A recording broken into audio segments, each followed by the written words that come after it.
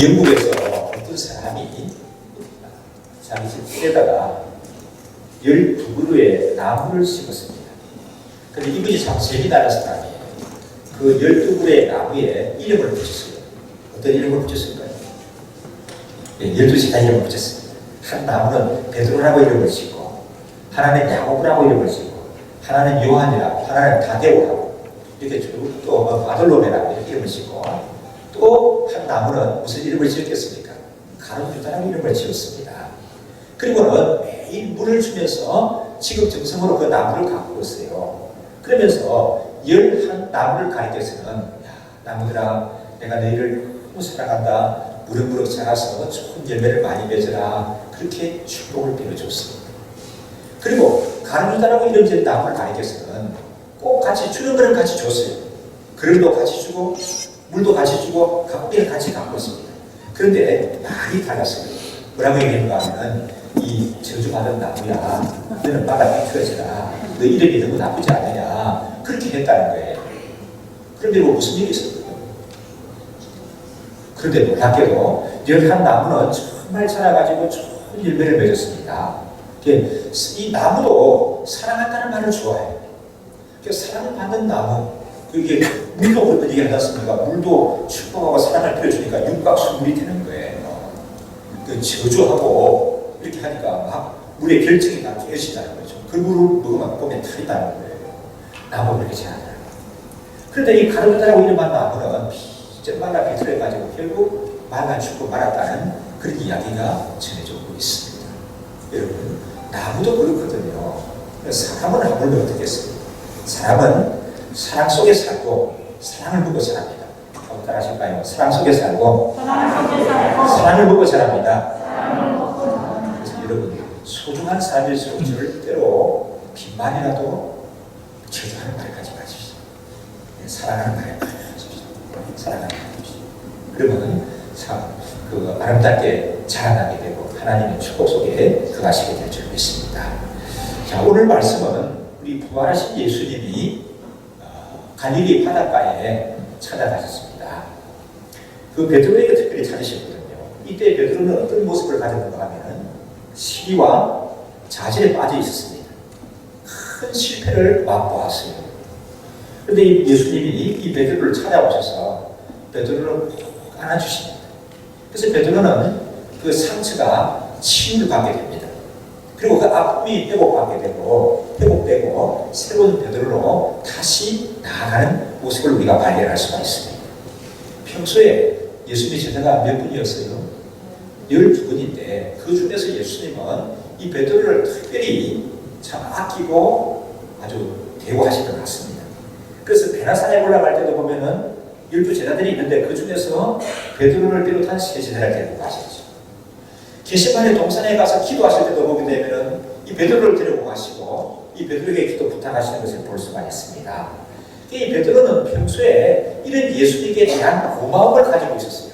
야, 예수님이 나를 참 이렇게 귀하게 여겨주시는구나. 귀하게 여겨주시는구나.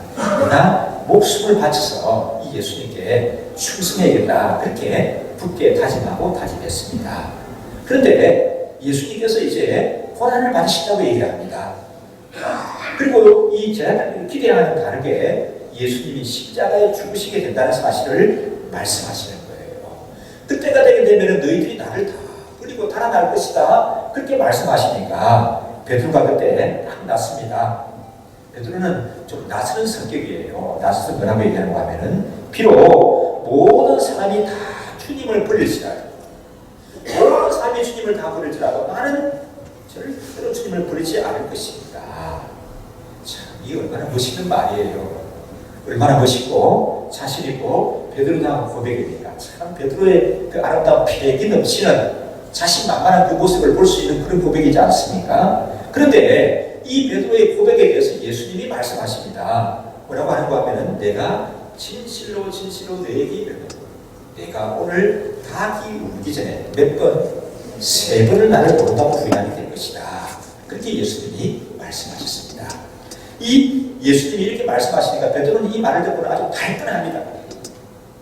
우리 식으로 말하면 발끈하면서 일어서는 거예요. 그러면서 하는 얘기가 무슨 말씀을 그렇게 하십니까? 내가 주님과 함께 죽는 한이 있다 할지라도, 내가 주님과 함께 죽는다 할지라도, 이 목에 칼이 들어온다 할지라도 절대로 주님 모른다고는 부인하지 않을 것입니다. 어떻게? 의식을 말하면 사나이의 순정을, 사회적을 그게 몰라주십니다. 나는 절대로 나는 예수님 부인하는 일은 없을 것입니다. 이렇게 장담합니다. 아마 이렇게 고백하는 베드로의 고백은 충분히 진심이었을 거라고 생각이 되어져요. 이렇게 고백할 때는 베드로의 본 마음이었을 것입니다. 다른 생각까지 모르지 않았을 거예요. 내가 정말 죽는 자리에 가도 예수님 부인하는 일은 없을 것이다. 절대로 예수님 배반하지 않는다. 이런 마음을 가지고 나갔을 거예요. 그리고 베드로에게는 충분히 또 그런 자신감이 있었다고 생각이 되었습니다. 그런데 시험이 닥쳐왔어요.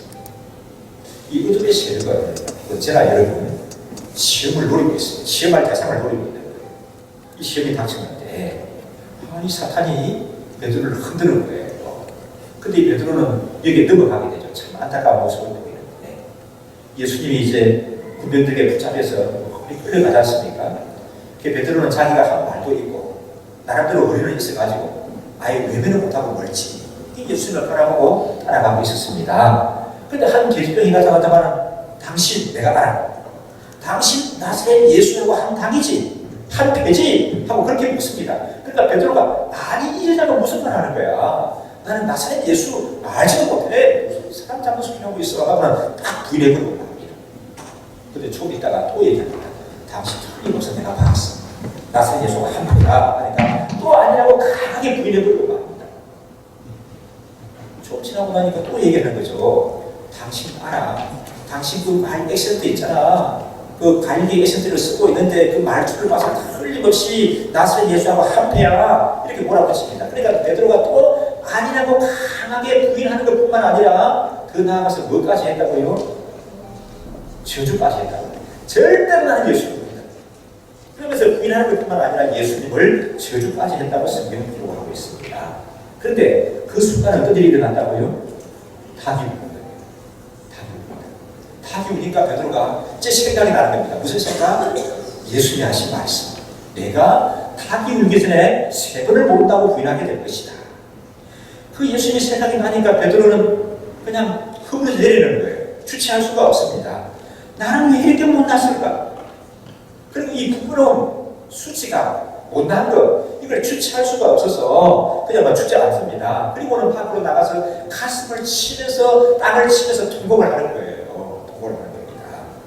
그럼 여기서 우리가 생각할 수 있는 것은 왜 베드로가 그렇게 예수님의 사랑을 많이 받았고 예수님이 또 특별히 대우해 주랬고 그리고 그렇게 자신만만하고 큰 소리 치고 장담했는데 왜 이 베드로가 허물어져 내리냐 말이에요. 베드로가 왜 실패했을까? 그 원인이 무엇일까요? 저는 원인은 한 2가지로 생각이 되는데 이런 거라고 생각합니다. 이 베드로는 너무 자신감이 컸어요. 너무 자신감. 이 자신감을 우리 가지는 것은 참 좋은 일입니다. 그런데 이 자신감이 지나치게 되면은 자기 의를 내세우게 되고 자기를 너무 의지하게 돼요. 그리고 자신감을 가진다는 것과 자기를 의지한다고 하는 것은 좀 다른 거예요. 이 자신감을 너무 지나치게 가지다 보니까 베드로는 자기 자신을 너무 의지하게 되었습니다. 너무 자기를 의지하는 거예요. 이 자기를 너무 의지하다가 보니까 큰소리 치다 보니까 그것 때문에 베드로는 실패했다 그렇게 볼 수가 있는 거예요. 우리가 신앙생활에 있어서 언제나 자신을 너무 믿으면 안 됩니다. 누굴 믿어야 되죠? 자신을 못 믿으면 예수님을 믿어야 되는 거지 자신을 너무 믿으면 안 돼요. 그리고 큰 소리 치면 안 됩니다. 큰 소리 치는 것만큼 실패하게 되는 거예요. 잠언 28장에 보니까 자기의 마음을 믿는 자는 어떤 사람이다? 미련한 사람. 자기 마음을 믿는 사람은 미련한 사람이다. 그렇게 얘기했습니다. 또 고린도전서 10장에 보면 그런 선줄로 생각하는 자는 뭘 하고 조심할까? 넘어질까 조심할까? 그래서 자기가 서 있다고 생각하는 사람은 넘어질까 조심하라. 그렇게 성경이 우리에게 가르쳐주고 있습니다. 그래서 이 베드로는 너무 자신만만한 이것이 원인이었고요. 또 한 가지 원인은 이런 거라고 생각됩니다. 주님이 베드로에게 붙들어가죠. 베드로야, 시험에 들지 않게 뭐라고 합니까? 깨워서 기도하라. 베드로야, 시험에 들지 않게 깨워서 기도하라. 그렇게 간곡히 부탁했는데도 불구하고 베드로는 깊은 잠에 빠져버린 거예요. 우리가 여러분 기도해야 될 사람들이 기도하지 않고 잠에 빠져있게 되면 시험에 들게 되는 거예요. 이 악한 어둠의 세력은 대상을 가리지 않습니다. 누구든지 그냥 달려들어서 흔들려고 하는 거예요. 보시죠. 이 베드로가 얼마나 대단한 사람입니까? 근데 이 베드로에게도 달려들어서 이 어둠의 세력이 걸고 넘어지니까 베드로도 넘어지고 자빠지지 않습니까? 어둠의 세력은 상대를 가리지 않고 누구나 달려들거든요. 그래서 예수님이 미리 알려드렸어요. 베드로야, 시험에 들지 않게 깨워서 기도해야 된다. 근데 베드로는 깨어 기도합니까? 잠에 빠져버리고 말았습니다. 잠에 빠져버리고 말았습니다. 이것이 베드로가 시험에 든 원인입니다. 그래서 좌절 속에 빠져있고 시기와 좌절, 이 실패 가운데 빠져있는 이 베드로에게 예수님이 갈릴리 바다에 찾아오셨습니다. 찾아오셔서 요한의 아들 시몬아, 내가 나를 사랑하느냐? 요한의 아들 시몬아, 내가 나를 사랑하느냐고 물으셨습니다. 이 베드로라고 하는 분명히 변화된 이름이 있죠. 근데 예수님이 지금 뭐라고 말합니까? 요한의 아들 베드로야? 아니 뭐라고 해요? 시몬아. 시몬은 어떤 이름이에요? 예수님을 만나기 이전에, 예수님을 만나기 이전에 고기 잡던 생활하던 그 자기 마음대로 살던 그 시대의 이름이 시몬이거든요. 근데 예수님께서 요한의 아들 시몬아 이렇게 물으시면서 베드로가 부르지 않고 이 관계를 다시 처음으로 돌아가셔서 이 베드로를 다시 회복시키기 위한 그런 배려에서 부르신 말씀이 아닌가 그렇게 해석이 되어집니다. 요한의 아들 시몬아, 내가 나를 사랑하느냐? 주님이 이렇게 물으시니까 베드로가 뭐라고 대답합니까? 뭐라고 말해요? 예, 내가 주를 사랑하는 줄 주께서 알았습니다. 이해하고 그러니까 긍정적으로 대답을 하죠. 우리말 성경에는 요한의 아들 시몬아, 내가 나를 사랑하느냐? 베드로의 대답이 주님, 내가 주님을 사랑하는 줄 주께서 아십니다. 이렇게 사랑으로만 표현이 다 되었는데 원래 이 시작 성경이 무슨 말로 기록이 됐다고요? 헬라말로 기록이 됐어요. 이 헬라말의 번호를 보니까 예수님이 이렇게 물으십니다. 이 요한의 아들 시몬아, 내가 나를 사랑하느냐 부를 때 아가파오로 부릅니다. 아가파오. 그러니까 이 베드로가 시몬이 내가 주님 사랑하는 줄 주께서 아십니다. 이 사랑을 말할 때는 힐료로 대답하는 거예요. 또 주님이 네가 나를 사랑하느냐 두 번째 물으실 때도 아가파오로 물으신 거예요. 베드로의 대답은 힐료로 대답을 합니다. 세 번째 예수님이 물으실 때 힐료로 예수님을 물으셨어요. 힐료라는 사람을 물으셨습니다. 그러니까 이 베드로는 세 번째 대답할 때 또 힐료로 대답을 하는 거예요. 또 그게 뭐가 그렇게 중요하냐 하게 되면은 우리 헬라 말에는 사랑을 나눌 때 우리는 사랑하게 되면은 청춘남녀가 눈 맞아서 사랑하는 것도 그냥 사랑입니다. 어머니가 자식을 사랑하는 것도 그냥 사랑입니다. 남편이 아내를 사랑하는 것도 그냥 사랑이고 다 사랑으로 통합니다. 다 다르고. 그런데 이 아가파오는 어떤 사랑이고 하면은 절대적인 사랑이에요. 하나님이 우리를 사랑하시는 사랑이에요. 예수님이 나를 사랑하셔서 십자가를 못 박혀 죽으시는 그 절대적인 사랑이 아가파오입니다. 이 사랑에서 가장 아가파오와 닮은 사랑을 찾는다고 하게 되면은 자녀를 향한 어머니의 사랑이라고 볼 수가 있습니다. 죄송합니다만 아버지의 사랑은 좀 아닙니다. 어머니의 사랑. 자녀를 향한 어머니의 사랑이 더 큽니다. 맞습니까, 여러분요? 대답 안 하시려면 아시겠지만 사실은 그래요. 어머니의 사랑이 더 큰 거예요. 자식을. 증명해봐요. 애가 울면 아버지는 그냥 죽으시잖아요. 근데 어머니를 일어나가지고 애기 기저귀 갈아주고 업어주고 젖먹이는 게 어머니예요. 그러니까 아버지의 사랑이 더 큰 거예요. 그래서 이 세상에서 아가파오 사랑을 가장 닮은 것이 어머니의 사랑. 어머니의 사랑은 아가파다. 이 아가파오가 아니라 제일 닮은 것이 어머니의 사랑이에요. 근데 힐령은 어떤 것인가 하면은 내 친구를 사랑하는 거예요. 내 형제를 사랑하는 인간적인 사랑입니다. 그러니까 뭐가 됩니까? 힐령은 조건적이지 않습니다. 여러분, 친구가 나를 덕을 치니까 그래서 나는 여전히 변함없이 사랑합니까? 아니잖아요. 네가 그러는데 나도 그러면 나도 등 돌린다고 그나 쓰자. 그러지 않겠습니까? 죄송합니다만은 부부 간에도 아가파오는 사랑을 해야 되는데 당신이 그러니까 나도 그러지 뭐. 그러는 것이 요즘 사람들의 모습인 것 같습니다. 예수님이 이 베드로에게 이렇게 물으신 겁니다. 요한의 아들 시몬아, 네가 나를 사랑하느냐? 내가 너를 사랑하는 것은 어떤 사랑이에요? 아가파오, 절대적인 사랑. 세상에 어떤 일이 있어도 변함이 없는 그 큰 사랑으로 내가 너를 사랑하는데 너도 나를 그렇게 사랑하느냐? 그런 질문이에요. 그러니까 베드로가 어떻게 대답해요? 아가파오 대답했다고요? 실례로 대답할 겁니다. 주님이 저를 사랑하시는 그 절대적인 그런 사랑으로 제가 주님을 사랑하지 못한다는 그 주님이 너무 잘 알고 계시지 않습니까? 주님이 너무 잘 알고 계시지 않습니까? 베드로의 대답이 그거예요. 그리고 우리 예수님께서 야 베드로야, 너 아직도 그거밖에 안 되냐? 너 나를 따라다닌 지가 얼마고 네가 나를 만난 지가 얼마인데 아직도 그것밖에 안 되냐? 아직도 그것이 내 수준이냐? 아직도 그것이 내 현주소냐? 주님은 그렇게 말씀하지 않으셨습니다. 그럼 뭐라고 말씀하십니까? 그런 사랑을 가지고도 내 어린 양을 먹이는, 그런 사랑을 가지고도 내 양을 치라, 예수님이 그렇게 말씀하신 것을 볼 수가 있습니다. 그래서 베드로는 이 예수님을 만남으로 말미암아 상처가 치유받고 아픔이 고침을 받고 회복이 되어서 우리에게 알려진 그런 대사도 베드로로 나아가는 것을 볼 수가 있습니다. 오늘 말씀이 오늘 말씀의 내용인데 이 말씀 가운데서 우리가 찾아볼 수 있는 생각해야 될 중요한 나눠야 될 은혜들이 있는데, 첫째로 어떤 것이냐 하면은 찾아오시는 예수님이에요. 예수님 우리에게 먼저 찾아오십니다. 사람이 여러분 회개하는 것은 어떻게 회개가 될까요? 죄송합니다만 인간의 의지만 가지고는 어렵습니다. 인간 의지만 가지고는 어려워요. 주님이 은혜를 부어주셔야 돼요. 은혜를 주셔야 회개가 됩니다. 주님이 은혜를 주시게 되면은 잘못이 깨달아지고 회개가 되는 거예요. 할아버지께서. 그래서 여러분 회개가 필요한 사람에게 자꾸 뭐라고 하면 안 되는 거예요. 뭐라고 하면 얘기 못하는 거예요. 그럼 어떻게 해야 됩니까? 하나님 불쌍히 여기시고, 하나님 그 심령을 불쌍히 여기시고 그 심령에게 다시 한번 은혜를 베풀어 주시옵소서, 이런 기도가 필요한 거예요. 그래서 이 사람이 회복이 되고 회개가 되는 것은 예수님을 만남으로 말미암아 되는 것입니다. 우리 주님은 상한 심령을 찾아오셔서 만나주셔요. 성경에 보면 이런 우리 하나님의 모습을 많이 찾아볼 수가 있습니다. 우리 인류의 조상 첫 번째 아담이 범죄하지 않습니다.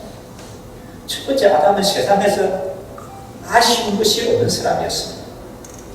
가장 지혜로운 사람이었습니다. 아주 퍼펙트였습니다. 그런데 사탄이라는 놈이 이 아담에게 빨려드는 거 아닙니까? 어둠의 시력이. 그래가지고 선악을 알게 한 나무의 열매를 먹지 말라고 했느냐?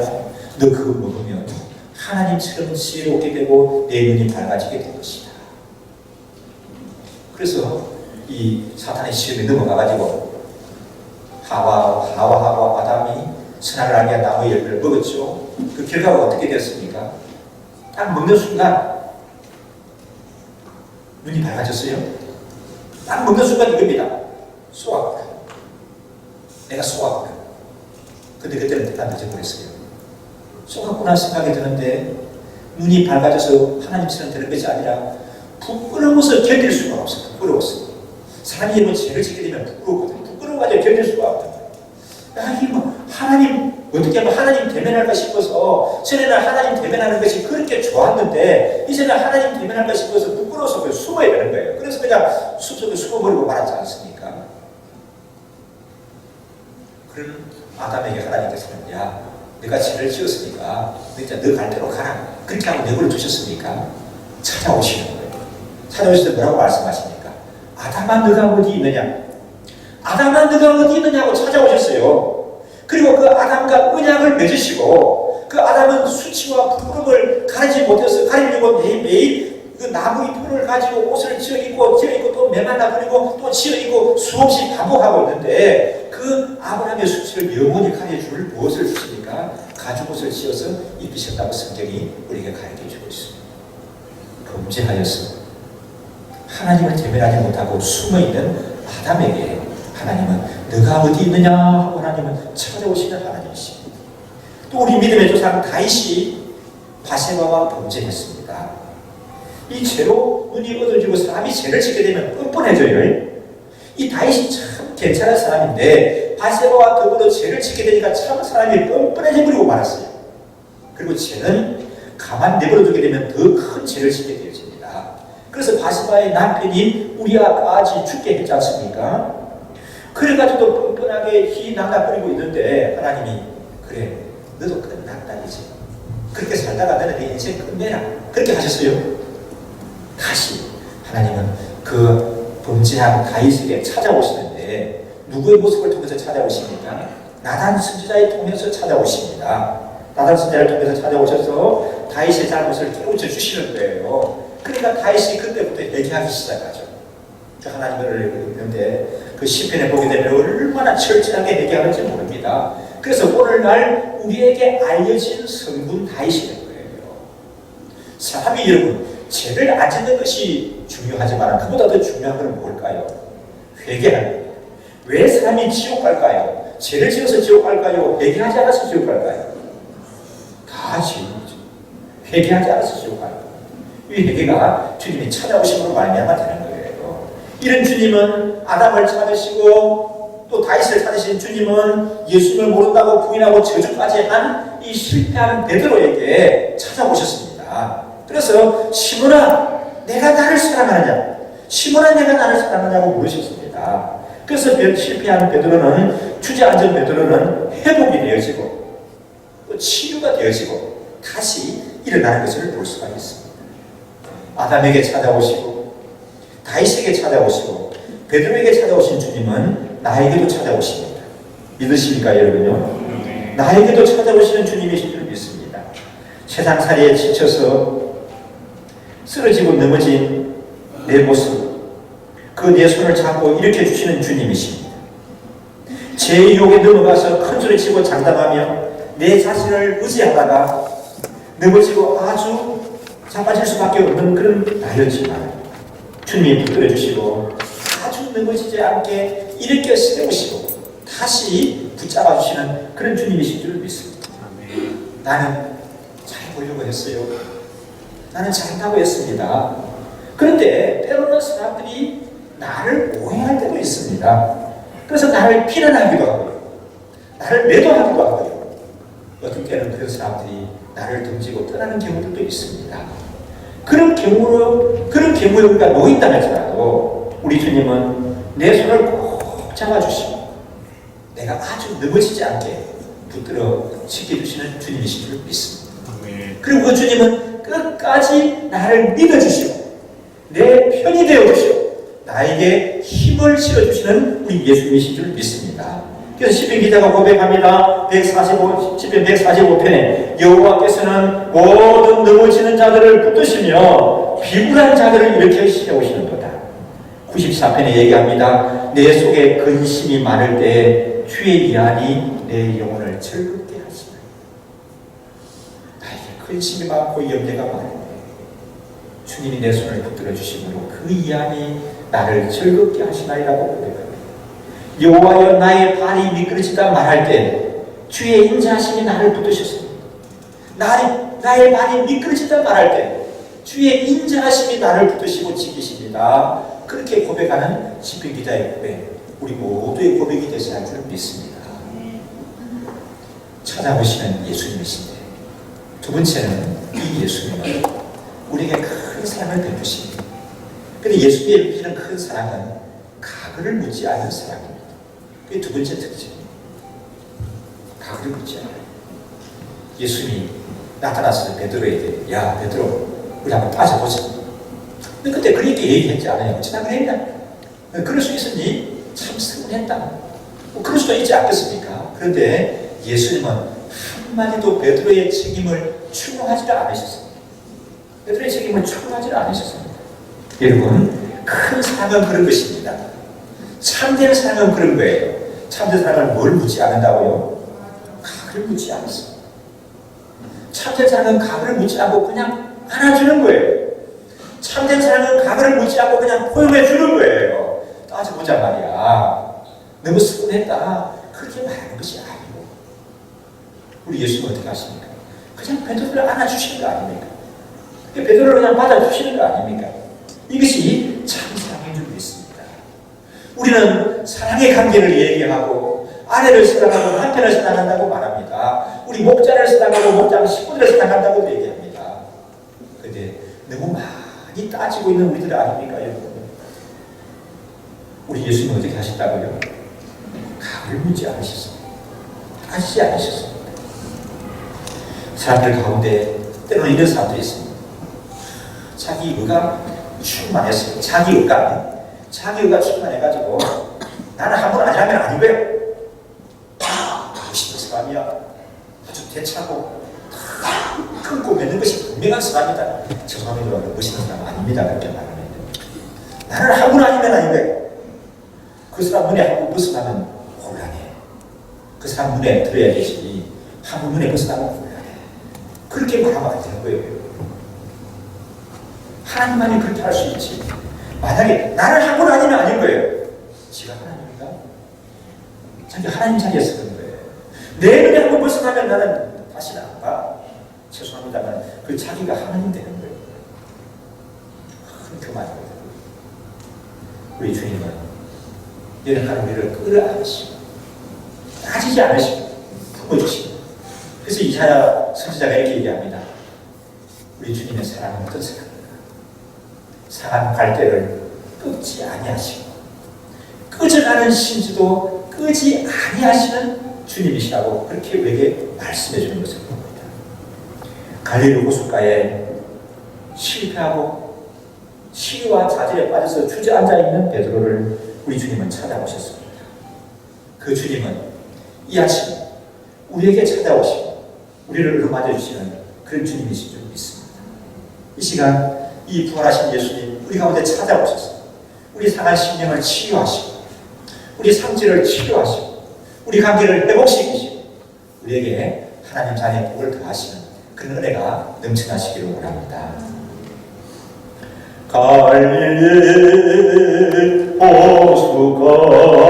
호숫가에서 주님은 시몬에게 물으셨네. 사랑하는 시몬아, 넌 날 사랑하느냐? 오 주님만이 아십니다. 함께 우리 찬양할까요? 갈릴리 호숫가에서 주님은 시몬에게 물으셨네. 사랑하는 시몬아, 넌 날 사랑하느냐? 오 주님 당신만이 아십니다. 이 가사를 좀 바꿔서 부르는데 처음 한 분은 이 PPT에 나온 대로 가사를 그대로 부르십시오. 두 번째 부르실 때 갈릴리 호숫가의 가사 대신에 예원교회 예배 시간에 주님은 시몬 대신에 자기 이름을 넣으십시오. 주님은 성만이에게 물으셨네. 사랑하는 성만아, 넌 날 사랑하느냐? 오 주님만이 아십니다. 한 번 이렇게 이 가사대로 찬양한 다음에 두 번째 부를 때는 가사를 좀 바꿔서 부르겠습니다.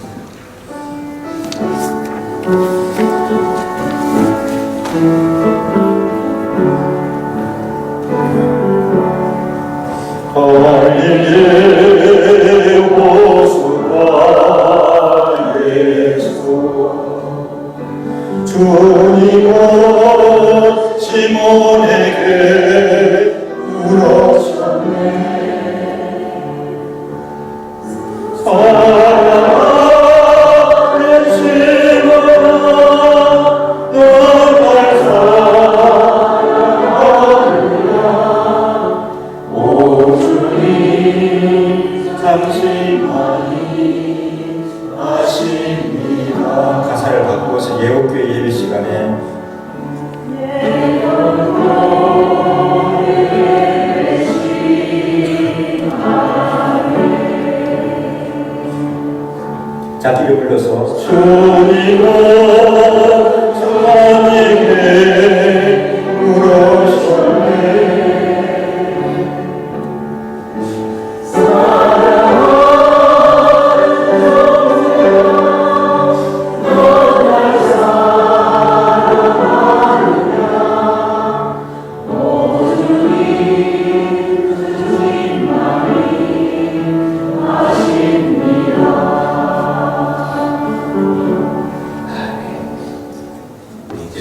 이아침에도 찾아오셨어요.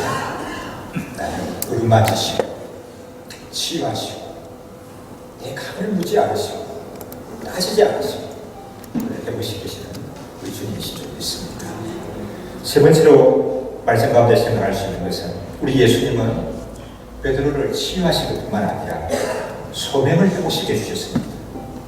요한의 아들 시몬아, 넌 날 사랑하느냐? 주님이 아니지 않습니까? 그러니까 내 양을 치라, 또 내 양을 먹이라, 그렇게 말씀하셨습니다. 시몬, 내가 너를 용서한다. 내 가게의 잘못은 내가 다 용서해주마. 그러나 너 허물이 실수가 너무 크기 때문에 내가 사임을 맡아서 감당하기는 좀 어렵겠구나. 그러니까 그렇지 하고 있는 것이 좋겠다.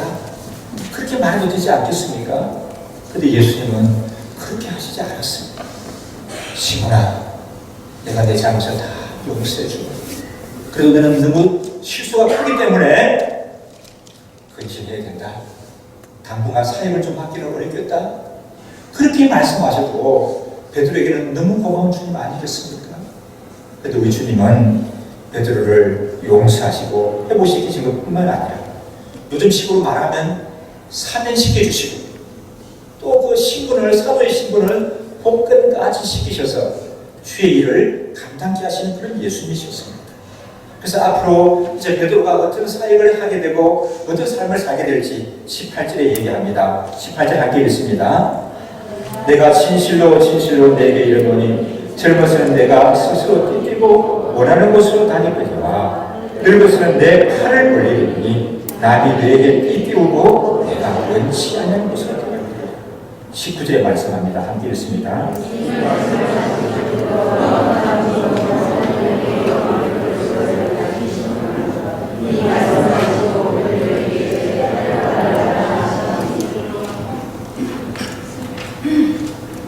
베드로가 이제 앞으로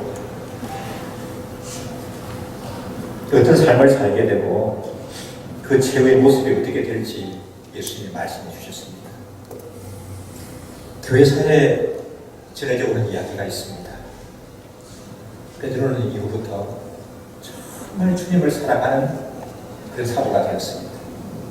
그래서 오늘은 이곳, 내일은 저곳 다니면서 복음 전하는 그런 삶을 살았습니다. 마지막에 로마 시내에서 사역을 펼치고 있었어요. 큰 사역을 펼쳤는데 그때 네로 합제 때 큰 파티가 일어났습니다. 예수를 믿는다고 하는 이유 때문에 수많은 사람들이 찢겨 죽기도 하고 목이 잘려 죽기도 하고 창에 찔리고 어떤 사람은 톱으로 캐어서 죽임을 당하고 어떤 사람은 사자감이 되기도 했습니다. 너무 핍박이 크니까 사람들이 베드로에게 좀 선생님은 우리 집에 가니까 여기를 좀 피난 가서 숨어 있는 것이 좋겠다고 이러줍니다. 베드로도 그것이 좋다고 생각했던지 그 로마 시대를 이제 벗어나는 거예요. 피난 갈 겁니다. 이제 그 언덕을 넘으면 로마 시대를 완전 벗어납니다. 그런데 부활하신 예수님을 만난 겁니다. 부활하신 예수님이 나타났습니다. 베드로가 깜짝 놀라서 외치는 말이 큐바디스 도미네. 큐바디스 도미네 그랬습니다. 무슨 말이냐 하면 주여 어디로 가십니까? 하니까 예수님 하시는 말씀이 내가 버려둔 로마에 있는 그 많은 양떼를 위해서 내가 십자가에 다시 못 박히려 간다. 내가 다 양떼를 버려두고 갔기 때문에 내가 다시 로마에 가서 십자가에 못 박히겠다. 주님이 그렇게 말씀하시는 거예요. 베드로는 그 길로 돌이키게 됩니다. 로마로 돌아가서 복음을 전하다가 붙잡혔습니다. 사람들이 십자가에 못 박아야 한다고 재판을 했습니다. 그리고 외칩니다. 베드로는 얘기하죠. 십자가, 우리 예수님이 죽으신 것과 같은 그런 모습으로 죽는 것은 영광스러운 죽음이죠. 그러나 나는 예수님이 죽은 그 모습들은 감당하지 못하겠으니 나를 거꾸로 매달아 주십시오. 그래서 베드로는 거꾸로 매달아서 십자가에 달려 죽게 됩니다. 이 베드로가 초대교회의 지도자였고 우리에게 알려진 베드로 전서와 후서를 기록한 대사도 베드로입니다. 우리 잠시 그 장면을 영상하고